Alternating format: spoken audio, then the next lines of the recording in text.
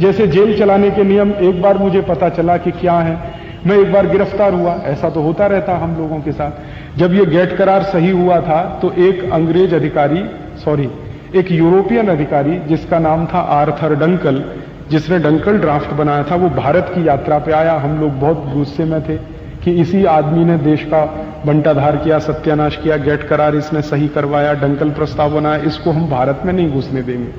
तो हमने दिल्ली एयरपोर्ट पे उसकी पिटाई की थी। मैं थोड़ा अहिंसावादी हूं, लेकिन उस दिन मैंने अहिंसा छोड़ दी थी। आर्थर डंकल को हमने जूतों से पीटा था और एयरपोर्ट के लाउंज में पीटा था, पुलिस के सामने पीटा था, और उसको हमने भागने के लिए मजबूर कर दिया था। वो भागा था लाउंज से और रनवे पे दौड़ गया था। मैंने कहा था कि दूसरी फ्लाइट लेके फिर वापस स्विट्जरलैंड चले जाओ, यहां घुसने का नहीं दिल्ली में। तो पुलिस ने गिरफ्तार किया क्योंकि वो भारत सरकार का मेहमान था। हमने कानून का उल्लंघन किया कि भारत सरकार के मेहमान की पिटाई कर दी, तो जेल तो होनी थी, तो हम जेल गए।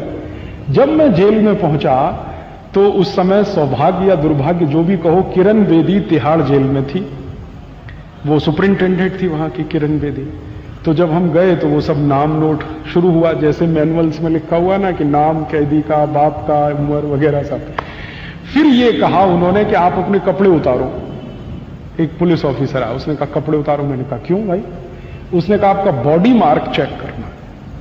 तो मैंने कहा बॉडी मार्क आप चेक करोगे, मैं बता देता हूं, कपड़े क्यों उतरवाते हो मेरे? तो उसने कहा रूल है ये यहां का। मैंने कहा भाई बड़ा विचित्र है, तुम पूछ रहे हो, मैं बताता हूं मेरे बॉडी मार्क क्या है। मैं बताता हूं कि मेरी दाहिनी टांग पर तिल है, कि मेरे पैर में तिल है, कि मेरे कान के पीछे है या मेरी आंख के पीछे, मैं बताता हूं, तुम लिखो इसमें।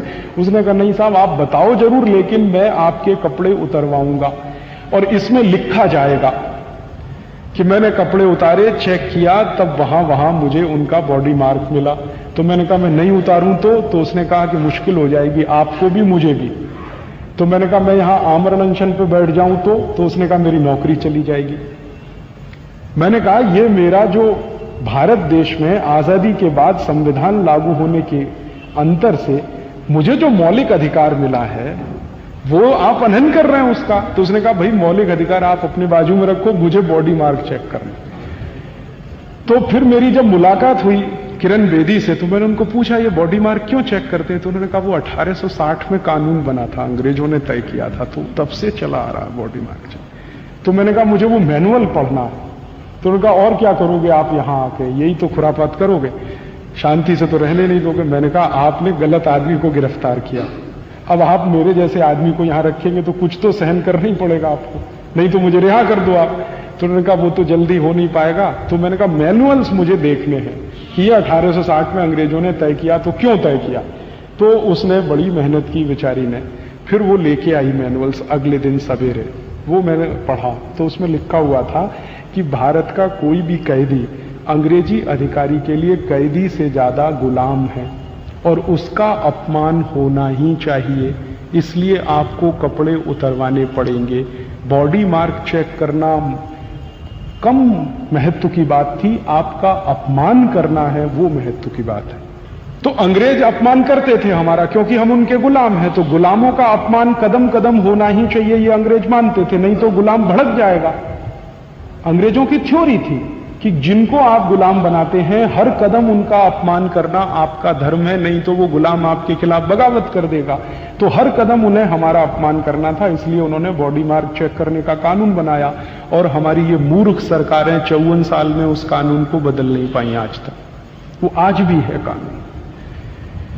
खुदा न खास्ता गलती से आप किसी दिन गिरफ्तार हो जाएं और आपको जेल जाना पड़े तो आपका भी बॉडी मार्क चेक होगा, भले ही आपको कितना ही अपमानजनक लगे।